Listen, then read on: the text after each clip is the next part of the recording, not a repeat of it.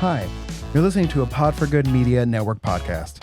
We are a network that provides podcasting production services and a supportive community in which podcasters can thrive. If you're a podcaster local in the Tulsa area, we would love to have your show on the network. If you are interested in starting one, we would love to help you get started. Find us online at podforgoodmedia.com and fill out our Pod With Us form. Happy podcasting.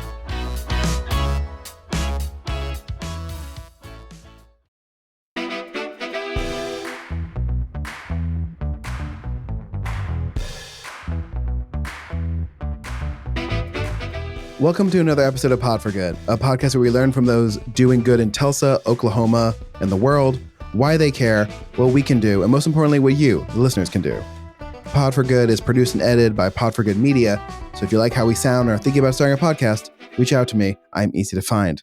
Pod for Good can be found anywhere you get your podcasts, so if you enjoy what we do here, please make sure to subscribe and share this episode on social media. I am, as always, your chief philanthropod and class clown for MS-DOS-based databases, Jesse Ulrich. And I'm your Vice Admiral Philanthropod and class clown for efficient and effective government, non-Doge edition, Chris Miller. In this episode, we're talking with Nathan Picard, Tulsa's city auditor. We talked to Nathan about becoming the city auditor, his goals of learning to listen and engage with the community, and the time he helped replace a city system that only one person in the whole city knew how to run. Enjoy. The system was very old. We are very excited to have Nate, our new city auditor, on the podcast today. Nate, how you doing? Doing well. Did I get your title right? Me. Is Yes, city auditor. Yeah, just city auditor, not like Tulsa city count. I think it's just, you could say Tulsa city auditor. Okay, Tulsa city auditor. Yeah. And so, my first question is, like, you got elected, Yes. right, to be auditor? Sort of. Yeah. Sort of. Yeah. So, what made you decide you wanted to do this? Yeah.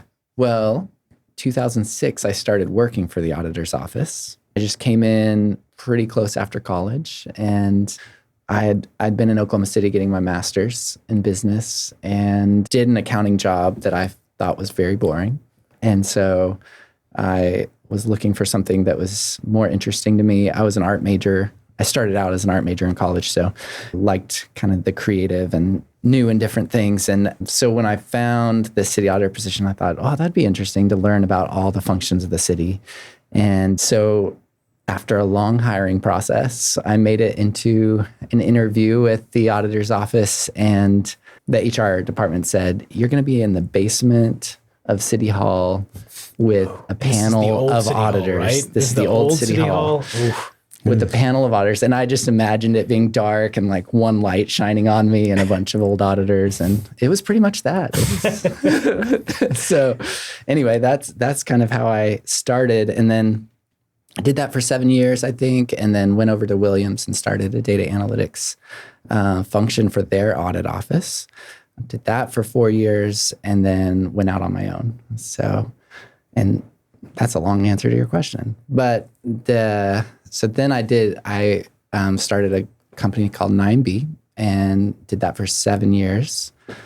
The city auditor at the time, Kathy Carter, had been asking me for at least 4 years to run. And it never seemed like the right time. And this time when she asked, it kind of seemed like the right time. So I talked to my wife, and it took a while to decide. And really up until the week prior to filing, still was undecided. So the week of filing, decided to do it. And that's what got me here. So I'm curious, like whenever you're running for office, obviously you're having to put yourself out there. Yeah. And there's always the risk, you have people coming after you, making up things, whatever. Yeah. So with a role like city auditor, did it feel like there was the same kind of level of partisan politics that can come into it? Or did it feel a little bit of a, I don't know, for lack of a better term, a safer? Yeah, well, so there was that thought before filing. And then, I found out as soon as filing ended that no one filed against me. So that thought was gone. Yeah, fair. Yeah. That's good. So but it could still happen it's a 2-year term. So sure. it could happen next time. But yeah. So is it that this is a role that it takes a special person to want to even run for? Is that why you think that there hasn't been as many people trying to run? Why isn't auditing more sexy? Well, yeah. Well, when I started in 2006, people would run against the city auditor. However, they were unqualified. Yeah. And so at some point, the voters passed a charter change that required for you to run to be a CPA or a certified internal auditor, a CIA.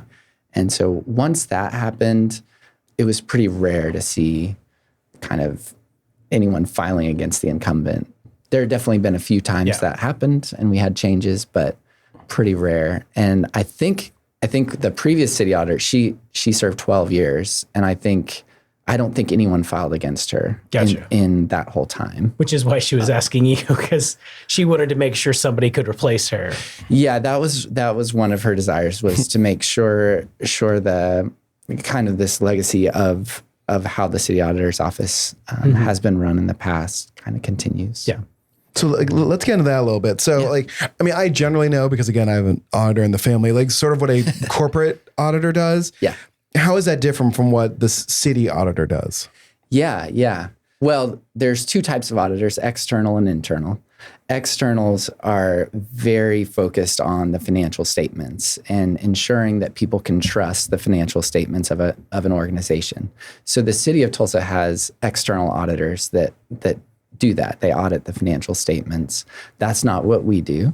Then with internal auditors, which is much more aligned with the office of the city auditor, you also have kind of this range of being focused on financial kind of risks and performance of financial functions, all the way to being very much performance audit driven, which is much more looking at processes, making sure that the objectives of the organization are being met in an efficient and effective way that mitigates risks. So those are all the fancy terms, I guess. But and so for the office of the city auditor, the charter really talks about a lot of the financial side in the duties of the auditor, but it also says that additional duties can be given to the auditor by the city council through ordinance or resolution. And at some point, fairly recently, maybe in the last 6 years, the council increased the duties of the city auditor through an ordinance that says the auditor is required to periodically assess the performance of the city, which really broadened out what the auditor's office can do.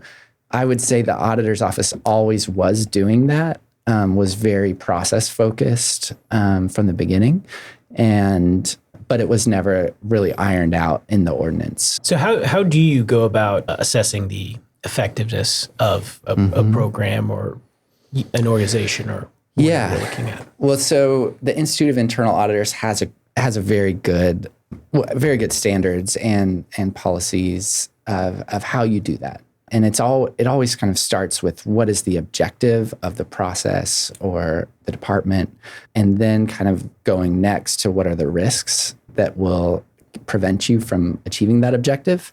And so the auditor then kind of documents those risks. A lot of times they rank them based on like how likely they are to happen. And then also if they do happen, like what is the impact, so that they're not auditing things that are low likelihood, low impact. And then from there they say, okay, what are the controls you have in place to make sure these risks don't occur? And so then they kind of document the controls that are in place. And then one more step is they actually assess the controls for efficiency and effectiveness. So they create tests that they can look at to make sure those controls are actually working, but they're also working in the most efficient and effective way.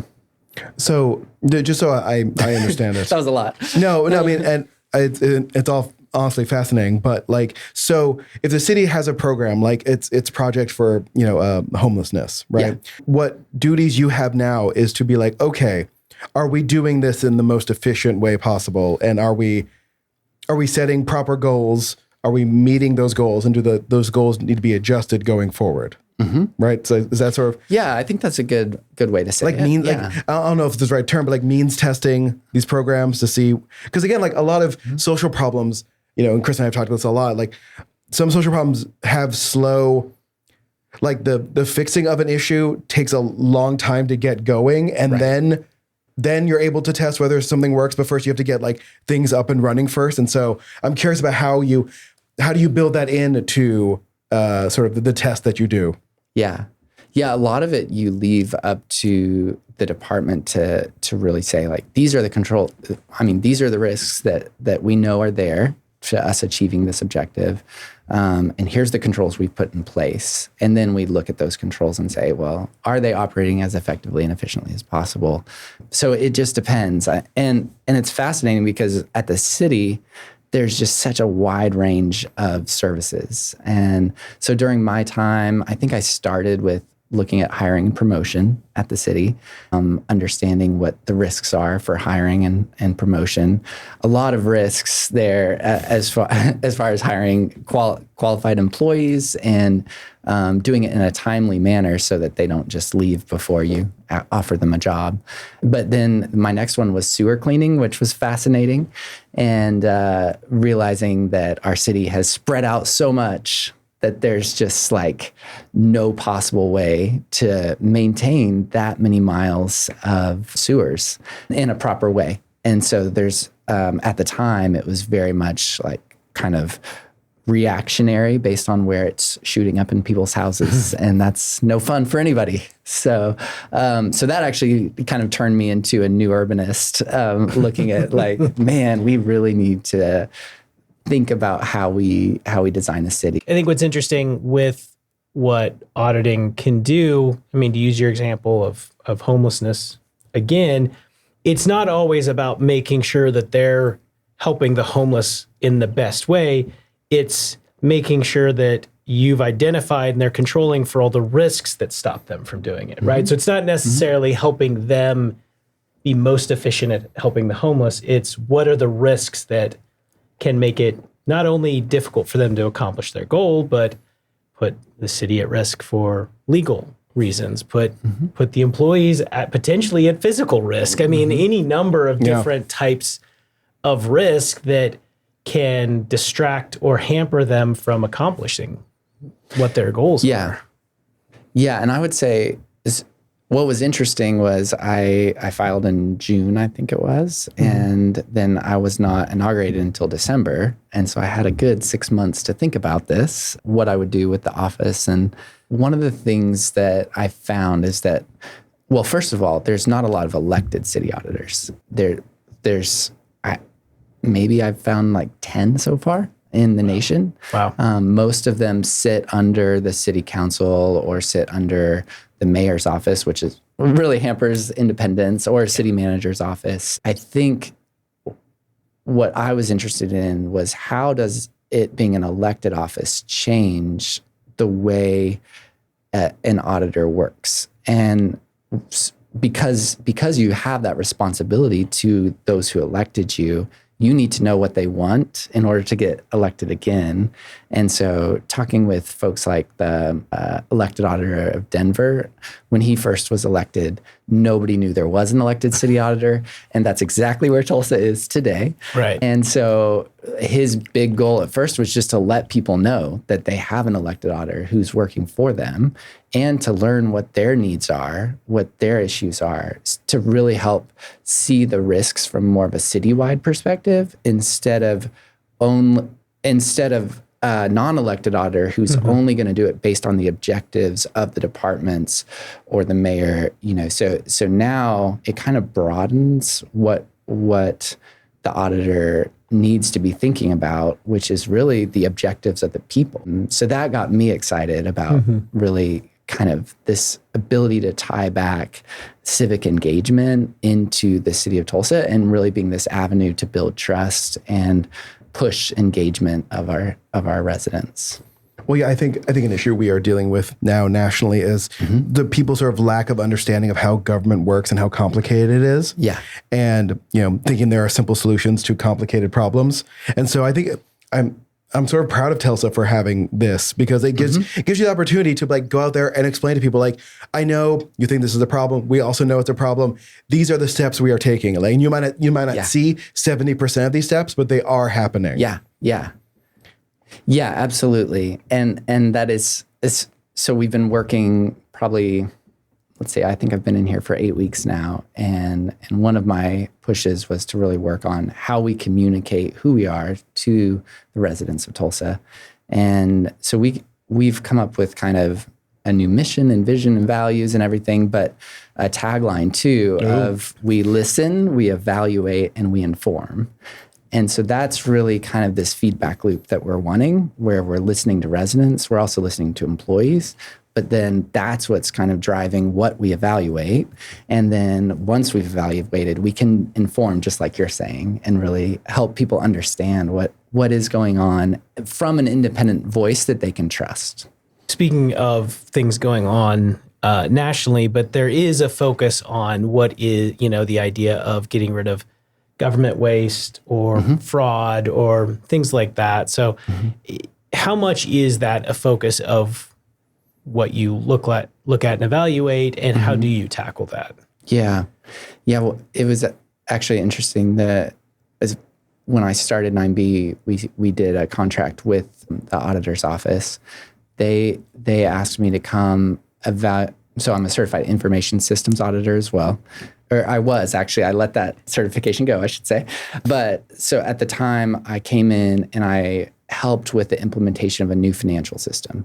And at the time, Chris is getting so excited right now. it was wild how long we went before moving from a mainframe, old information system that still was like green letters on a dark screen. And I was actually on the 6th floor when which is the IT floor, and we were down to one guy that knew all the customizations of this mainframe system, and he wasn't the friendliest guy. He knew that he was very valuable. Let's just say it that way. Yeah. And so they brought in someone from Chicago that also knew enough that he could kind of train and she could be a backup. And so she would fly in from Chicago, work during the week, fly back.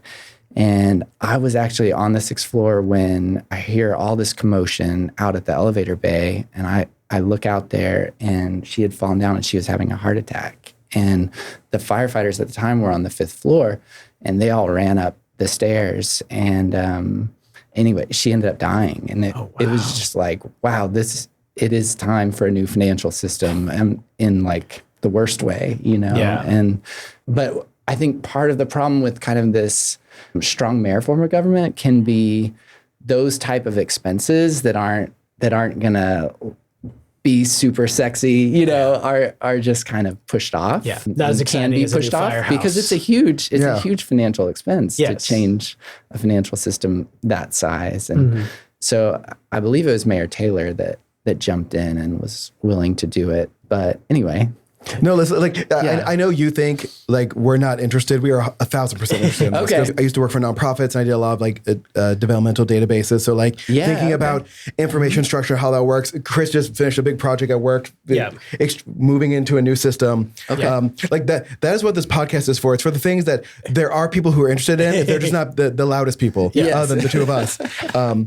So once you went into the new financial system, so that is now a tool that you're able to use to identify potential fraud or things like that. Yeah. So I was there to monitor the implementation, and I started seeing all of this opportunity for data to be analyzed.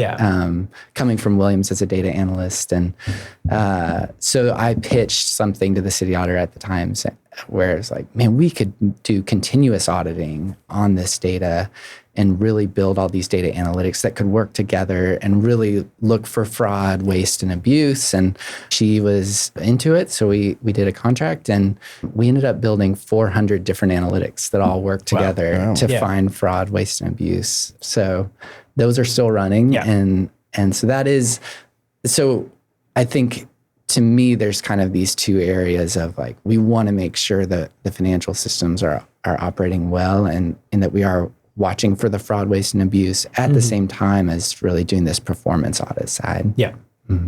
Yeah, I think that's a good point, because I think what people think of as waste is usually there's going to be some big program that nobody is really using and we could just cut that and save millions. But that's not really usually the case.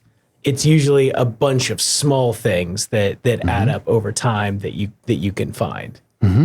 Yeah.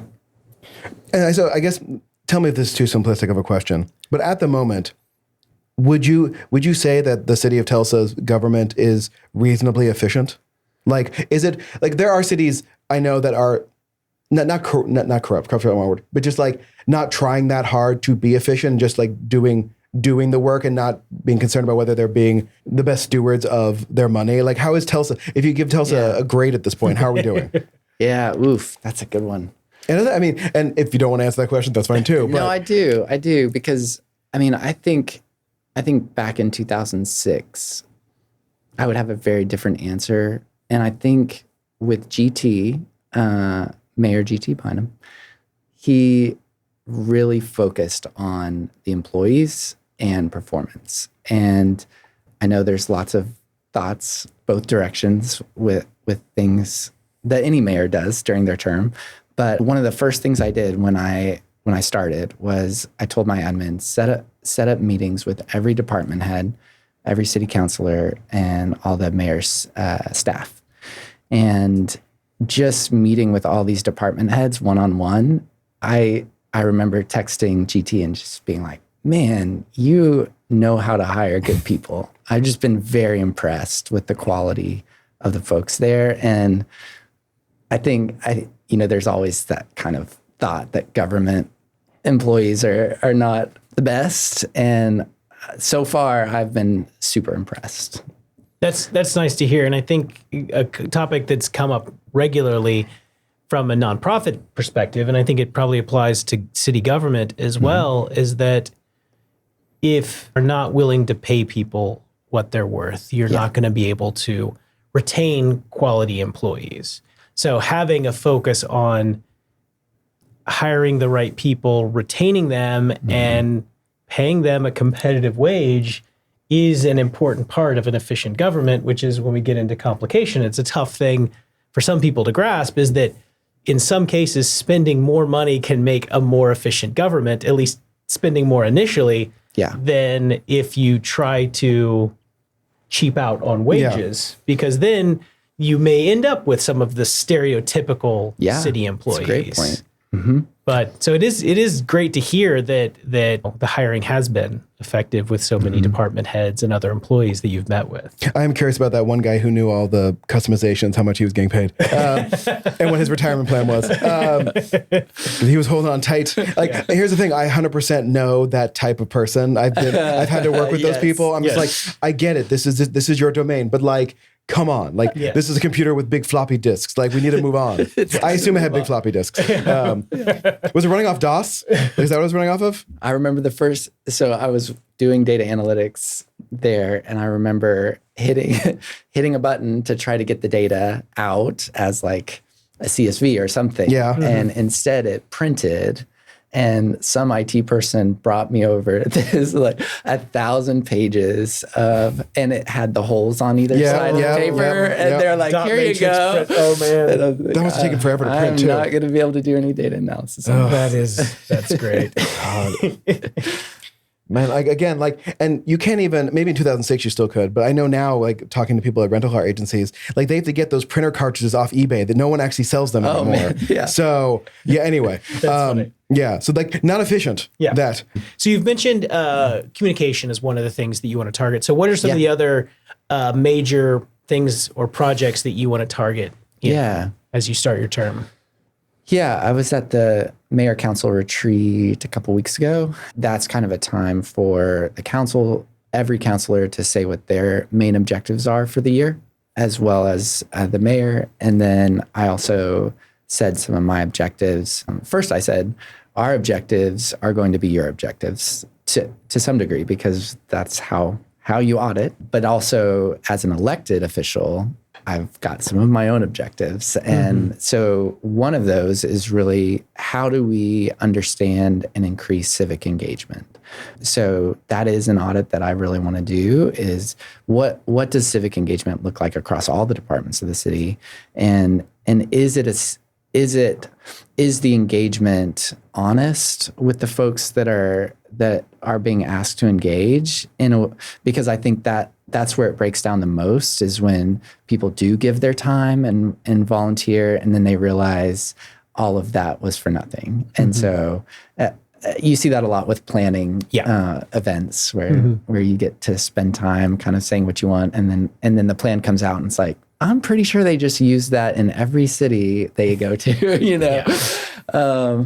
I was on planning, I don't know what it was called, but the oversight committee for North Tulsa plan. And it was just like that. I mean, I think at the end they were like, yes, you'll have bike lanes everywhere. And the folks on the oversight committee were like, we don't bike.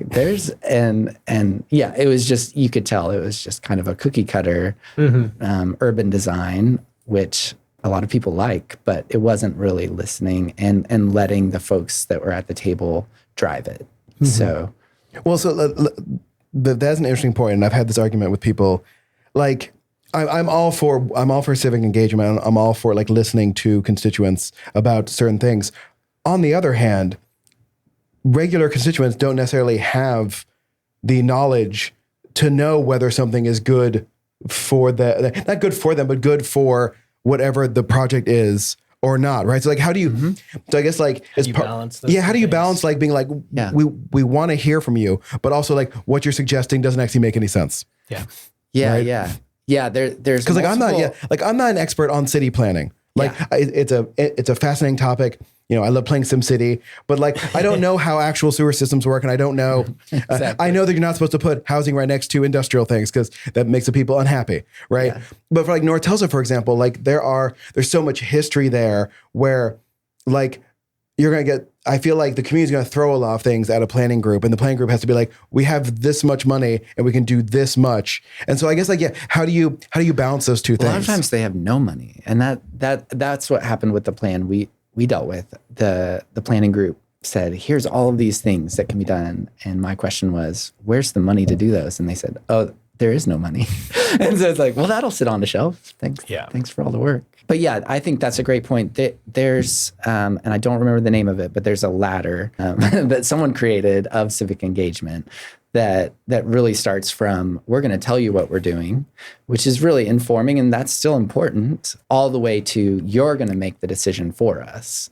And I think there's probably some rare instances where making the decision for us is used. I do think there are some cool opportunities there with kind of the holy grail of civic engagement is participatory budgeting. But even with participatory budgeting, you only see it being for a certain kind of carved out chunk of the funds, because all of these operational things have to happen still. And so it's more of like, let's give funding for each neighborhood and let them decide how they want to use it, those kind of things, which I think is a really neat example of how to use civic engagement. But a lot of time, I think what's the most important is starting the conversation by telling them what it is you're doing. Like, are we just here to inform you? Are we here to actually get your input? And the best thing that I've heard is a feedback loop where we get your input, we go make some choices based on that and based on our knowledge of what's best. And then we bring it back to you one more time and say, did we hear you correctly? Does this make sense? Along with some education, and then kind of get that feedback before making the final jump. Yeah, because like people can say like, we want this, and then you can go back and be like, they're saying what they want is this, but in actuality, what they want is this. They just don't realize that's what we could do for them. And so then coming back to be like, we know you said this, but actually this will help you get this, outcome that you're looking for. So. Yeah, and I think the bike lanes is a good example where it could have been, okay, we don't need bike lanes anywhere, but for example, I know that the Pine and Peoria intersection is one of the deadliest intersections for cyclists in the city of Tulsa, right? So it may be, hey, here's a spot where it makes sense for safety concerns, but other places where there aren't that many cyclists, maybe that's somewhere where we don't, so that kind of a feedback loop where you don't end up with, I think what happened was city putting them in, a lot of people saying they didn't want them, and then they took them out completely. And then other people came back and said, hey, we needed those were making us safer. And so because it was difficult to ever get all of the right people in the room and listen to, it's difficult to make an informed choice there. Yeah. Which, as you said, I mean, for some people, it leads to an interesting version of city engagement where they feel like we weren't heard, then we were heard, and then we weren't heard. And so, they're, how do you circle back and keep them engaged long term? Yeah. Yeah. But, I mean, I don't know if this has happened in your neighborhood yet, but like we got a message like, in our mailbox saying like, hey, the city is replacing all of the sort of water meters, right? And they're like, in the next couple of weeks, they're gonna be, don't be scared when someone's in front of your house with a huge water truck doing a thing to your house. 2 weeks later, I saw them coming down, and they did a really good job of one, because the water meter in my front yard was actually like a big dip down that if at night if you didn't see it, you would fall. And they leveled it, and now it's like level with my yard, and they didn't have to do that, but they did. And I was like, that's good city government. Yeah. They even like put like some grass around where like they had to dig up grass. It wasn't the same grass as my yard, but I still appreciated the effort of it. It's one of those things where like it's very hard to know, especially like city politics, state politics, national politics, like what the city's doing versus what the state's doing versus what the federal government's doing. The county. Yeah. And the AI, and the county. And so I guess like, and you even have like downtown Tulsa partners, and I've seen recently just misunderstanding of who's in charge of the lights, and that kind of thing downtown. Yeah, that can always be really confusing. But I do think, one thing I like is that having that local perspective with the city, it feels like something that is a little more tangible. I appreciate the fact that despite the fact that they sometimes become a little partisan, our elections are less partisan than what you get at a state level or national level. And it creates a situation where people feel a little bit more comfortable trying to make changes. And I don't know, it feels a little bit more tangible than where it feels like you can have an impact as a citizen. It feels that way. I would imagine it feels that way as an elected official as well, that you could have a more tangible, positive impact on the city. Yeah. I've been thinking about it you do have like when on the federal side, you decide to make a law, you have to make that law to apply to all of these different communities that are so very different. And so I think there is a place for like kind of reducing that to let the local communities make those decisions. And even at the state level as well, I would love to see that a little more. One of the questions that I had for the city attorney is kind of, well, how does that work? Like, we have a legislative body as the city council. Can we make our own decisions? And he kind of told me some of the history there of if we make a decision that the state doesn't like, they will come in and create a law that supersedes it, basically. And so it's kind of this delicate dance of, is it too far out that it'll get reined in completely? So we can do a little bit maybe, and it won't kind of catch the eye of the state. So anyway, those pieces. And then on the other side is nonprofits and foundations, which have no requirement to have the input of the residents for what's being done for them. And so I do think the city, what's kind of happened is I've kind of gone from 7 years of working with foundations and nonprofits and working with the city before that, and then big corporation. I kind of landed back at the city is the place where people can really let their needs be known and find them to be met if it's done well. So I think for it to be done well, we need good civic engagement. we need people to trust that their government is effective and efficient, because if it's not, they're not going to want their money going to a very inefficient body. And I think that's where you see a lot of philanthropy and foundations making choices to just do something themselves because they don't think that the government's going to be efficient and effective with their money. So all of those things make me really excited about kind of pushing that forward at the city. Well, yeah, and I do think I think we get too maybe centered on sort of efficiency in government, where like government is there to do things that sometimes aren't efficient. Like there aren't efficient ways to do certain things, right? And that's the government's role is not to it's not a business. It's not trying to make money. It's trying to spend money on issues that aren't being spent on by other entities, like to protect us and to manage the city, roads, lights, all those things. Some of those things are not necessarily going to be there might not be a perfectly efficient way. There might just be an okay efficient way to do it, right? Yeah. Like replacing street lamps, right? Like trying to get rid of the ones that have copper in them so people can't steal the copper.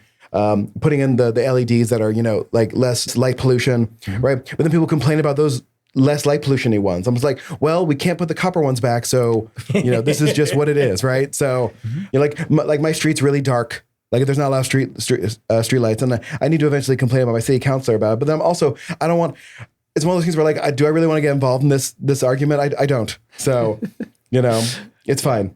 I'll use a flashlight. Yeah. Yeah, I've been through a lot of mayors already, and it was kind of a joke with city employees, mayors campaigning, saying, well, we're going to run it like a business. and then as they came in, it was kind of this enjoyable thing of city employees to watch them learn that you can't run it like a business because there's all kinds of things that are stopping you from that, whether it's legislation, regulations.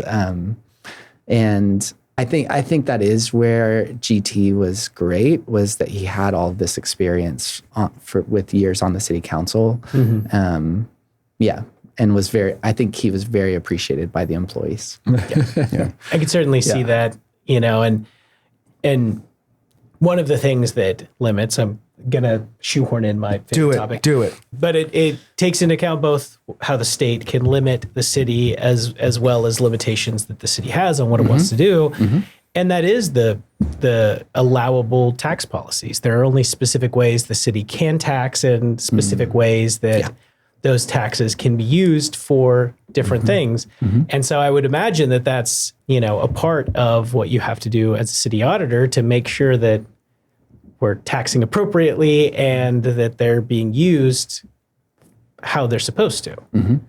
So, and, I'm always curious how people, in terms of, are you or the city ever trying to come up with new or creative way to meet the revenue needs that are outside of just sales tax? And if so, like how would you look at or evaluate something like that? Yeah, I think we participated in one a few years back, and this is not while I was there, but really focusing in on fees and fines, because that is a way, like if we can charge proper fees for the services we do when allowable, it's not always allowable, but then we can bring in revenue that then doesn't kind of steal it from the general fund, which is always so limited for uses, because we can't use property taxes for our general fund. And since I have an elected city official here at this table, I'm going to ask you a very personal question, and you can tell me who I need to yell about this. So why can't I, as a downtown entrepreneur, why can't I pay for a full day of parking? Why do I have to why do I have to risk getting a ticket every 2 hours to then pay another $2 to do another 2 hours? Why can't I just pay for a full day?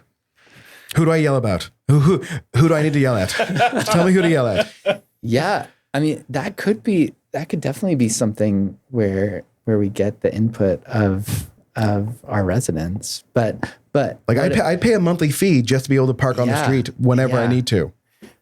I understand. Well, I know you probably have really the whole point of it is to protect the businesses that do want that turnover to happen so that they can get visitors. So if I'm Chimera, and everyone that worked around here paid for an 8-hour day, then if I wanted someone to come in and use Chimera, they would have nowhere to park. And so they would go to McDonald's or whatever. So that's the I understand why it's there. Okay, I'm okay. just I understand why there's a time limit. Like, like I lived in Boston for a while. Like like there's a reason why you have that turnover. Yeah. But considering all the development that's coming into downtown and all those like parking lots that are being built are private, what that means is there's now going to be less spots to get for people who don't have the ability, or I guess don't know how to rent a parking spot from a lot, right, for sort of free use. Yeah. Where like I am limited to the spots around this studio where I spend most of my time. And I mean, not to get too into the weeds, but like pretty much if I cover between the hours of like 11 and 1, I'm fine. Usually not getting a ticket because again, they seem to check a lot during lunchtime, but I don't want anyone, I'm going to cut that part out because I don't want them hearing that. But yeah, it's just like, I mean, people complain about downtown parking. There's not a lot of places to park. There's plenty of places to park and I don't mind walking.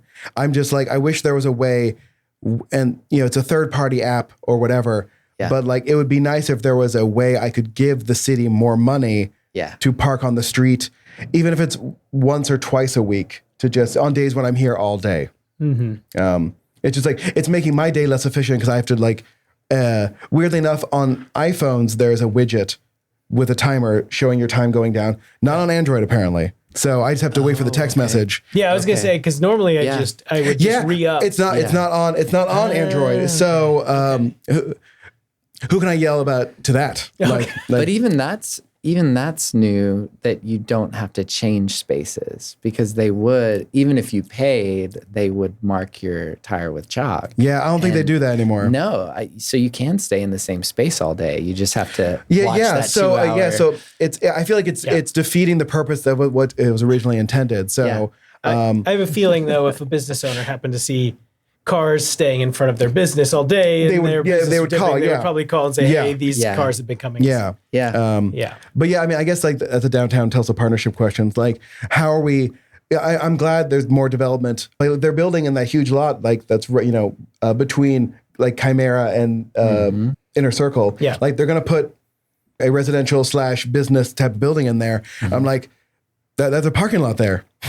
So like, where are people going to park? Is there any associated, like, because sometimes they'll have a built-in parking garage. They might, but I guess like with the building over here, it's a private one that costs a lot more than the street parking. So it's just like, it's like where's the balance? Who in government is supposed to be speaking to the people about how that's working and like what a good compromise would be? Like, could there be a pass I pay the city for that allows me to park in all those private lots for a certain amount of time or whatever? So, well, that's a good idea. Yeah. But working with American Parking isn't great. You don't have to say anything about that. Well, I'm some just of the parking companies wanting to write down, because these are the types of needs that we're interested in hearing from the people, and putting that into our list of like what kind of things should we assess. Yeah. Well, and Chris and I just got back from New York City, which just did like the congestion parking thing, where like if I had to park by Boston Avenue, and if there were shuttles constantly running to downtown, I would do that too. Yeah. So, it's like, I don't want necessarily more cars here, but like there are, especially in this part of downtown, the Arts District that has a very like entrepreneurial, focus on it. It's funny that one of the things entrepreneurs need more is a place to park their car for a couple hours. And there's no easy way to do that. Yeah. Especially in this part of downtown. Yeah. So, anyway, that was like 6 minutes on just a problem I have, but I had you here, so I figured like this is the only reason we invite people on the podcast, so I can find solutions to the problems I personally have. Right. No. Well, it's interesting. The word auditor is Latin for hearer. Oh, interesting. So most people just think of like taxes or something. But so that's something that I'm really interested in, is how do we go out and really listen to the needs of the people? And I like to listen, so. No. So I think we're probably getting close to our time, but if you were looking back, you're now at the end of your first term, hopefully. If you're looking back, what are you hope that you've accomplished? What impact do you hope you've had on the city once you hit that 2-year mark? Yeah. I spent a lot of time on my inauguration speech. I think I want to kind of put the things I said there into effect. And I can't remember what I said now, but no, I'm just kidding. So it really is this goal of seeing the city serve everyone. And so to do that, we need to listen to everyone and hear the needs. And then my goal then is to take those and make sure the city is meeting those efficiently and effectively as much as possible. And then really to help folks understand how they can get involved, I think is something that I want to push. I also have the responsibility of ensuring that the elected officials are held to a very high standard of ethics. And so that's something that I mentioned in my speech, is that I want to do that professionally and in no way politically. But yeah, I think what I would love to see at the end is, I would love to see the people really feeling like they can say their needs and that the city's hearing them and the city's working on them, and then that the city's doing it so efficiently and effectively that philanthropists are even saying, we want to give our money to an organization that is listening that well to its residents. And so just kind of seeing the city as the convener of really the things that we need as a community. And I mean, really the city government is just this body politic of the residents. And so it needs to meet our needs in the best way. And I mean, there's this delicate dance of like parking where you've got these business owners, retail business owners that want to see parking keep moving so they can get more customers. But you also have folks like me too, as an entrepreneur downtown in the past, wanting to just park my car close to where I work and keep, plugging the meter in a way that was efficient for me. But yeah, so you've always got those kind of challenges of multiple groups. But I think that's what I'd like to see in the next couple of years. I feel like the city should buy some parking lots and run it themselves, and they get to keep all the revenue. That could be a revenue stream, right? Mm-hmm. Mm-hmm. Like, I mean, it's, clearly parking lots are good business because, like, literally there's a guy in Boston who just owned some parking lots who ended up buying an LA baseball team. Like, there's money in it.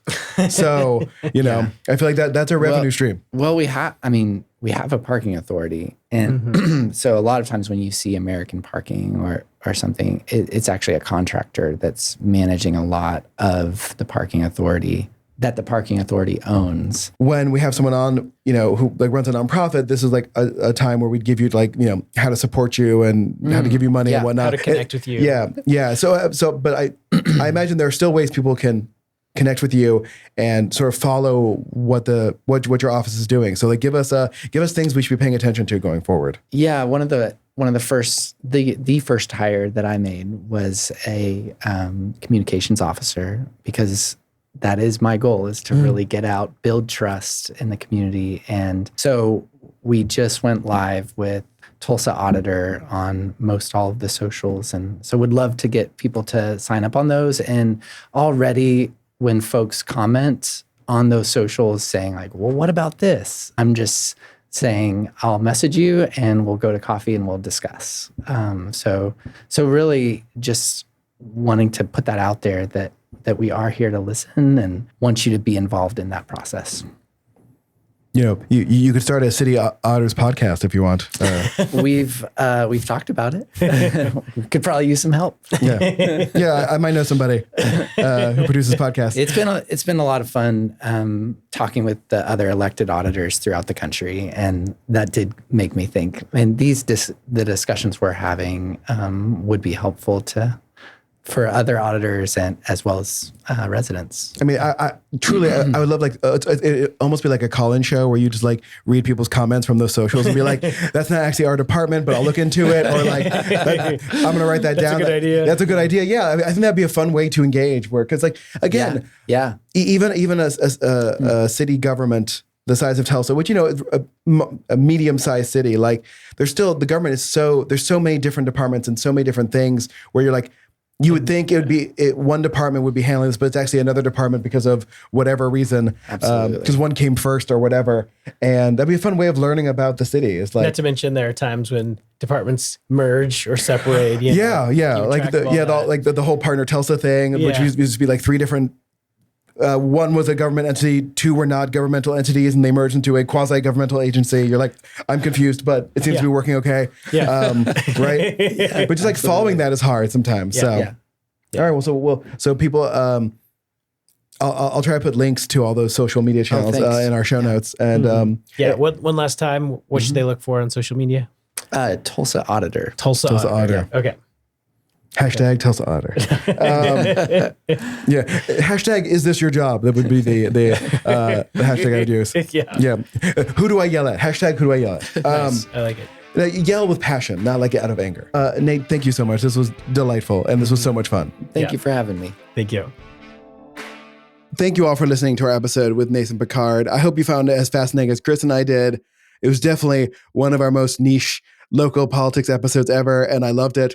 You can amazingly follow the Tulsa City Auditor's Office on Facebook, on Twitter, on TikTok, on Instagram. So go like them. They are going to be engaging with the community to tell you more about how your government works and for ways that the government can help you. So follow those things so you know when they're reaching out to hear from you, the people. And of course, please like and subscribe Pod for Good on Facebook, on Instagram. You can follow me on Blue Sky. That's just going to be Pod for Good's feed on that social media network. I'm no longer posting on Twitter. So if you're on Twitter, stay strong. As always, Tulsa, get it done. Broken Arrow, I'm truly too busy to check in on what weird shenanigans you're doing. Be kind to one another. Stay safe. Bye.